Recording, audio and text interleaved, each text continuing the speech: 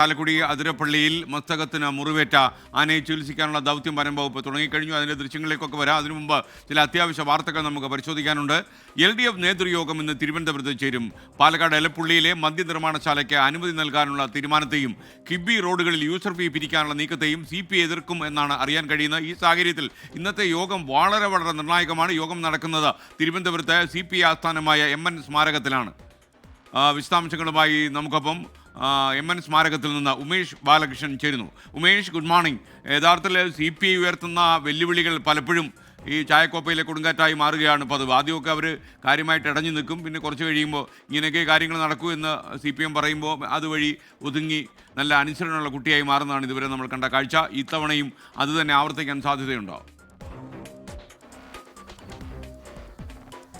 എന്തായാലും പ്രധാനപ്പെട്ട 3 വിഷയങ്ങൾ ഇന്നത്തെ LDF യോഗത്തിൽ ചർച്ചയാകും എന്ന് തന്നെയാണ് പ്രതീക്ഷിക്കുന്നത്. അതിൽ ഏറ്റവും സുപ്രധാനം എലപ്പുള്ളിയിലെ വൻകിട മദ്യനിർമ്മാണശാലയ്ക്കുള്ള അനുമതി തന്നെയാണ്. എന്തായാലും LDFൽ ചർച്ചയാകുന്നതിന് മുൻപ് തന്നെ അതിലൊരു വെട്ട് CPI കൃഷി വകുപ്പുകളുടെ ഭാഗത്തുനിന്ന് ഉണ്ടായിട്ടുണ്ട്. പ്രത്യേകിച്ച് ഈ വൻകിട മദ്യനിർമ്മാണശാലയ്ക്കുള്ള നിർമ്മാണ പ്രവർത്തനങ്ങൾ തടസ്സപ്പെടുത്തിക്കൊണ്ട് നിർമ്മാണ പ്രവർത്തനങ്ങൾക്ക് അനുമതി നൽകാതെ RDO ഉത്തരവിറക്കി.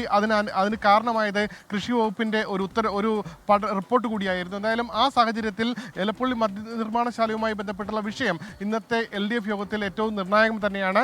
ഘടകകക്ഷികളെ പൂർണ്ണമായി അത് വിശ്വാസത്തിലെടുക്കാതെ മുന്നോട്ട് കൊണ്ടുപോകാനാകില്ല എന്നുള്ള ബോധ്യം CPMന് വരും. എന്നാലും ഒരു പ്രത്യക്ഷമായ എതിർപ്പിലേക്ക് ഈ വിഷയത്തിൽ പോകുമോ എന്നുള്ളതാണ് അറിയേണ്ടത്. അതേസമയം RJD കൃത്യമായി ഈ വിഷയത്തിൽ എതിർപ്പ് അറിയിച്ചിട്ടുണ്ട്. സ്വാഭാവികമായി RJDയുടെ എതിർപ്പും ഇന്നത്തെ യോഗത്തിൽ ചർച്ചയാകും. മറ്റൊരു സുപ്രധാന കാര്യം, ജനങ്ങളെ പൂർണ്ണമായി ബാധിക്കുന്ന കിഫ്ബി റോഡുകളിലെ യൂസർ ഫീ പിരിക്കുന്നതുമായി ബന്ധപ്പെട്ട തീരുമാനമാണ്. യൂസർ ഫീ പിരിക്കാതെ മുന്നോട്ട് പോകാനാകില്ല എന്നുള്ള തീരുമാനം CPMും ധനമന്ത്രിയും അടക്കമുള്ളവർ ആവർത്തിക്കുന്നുണ്ട്.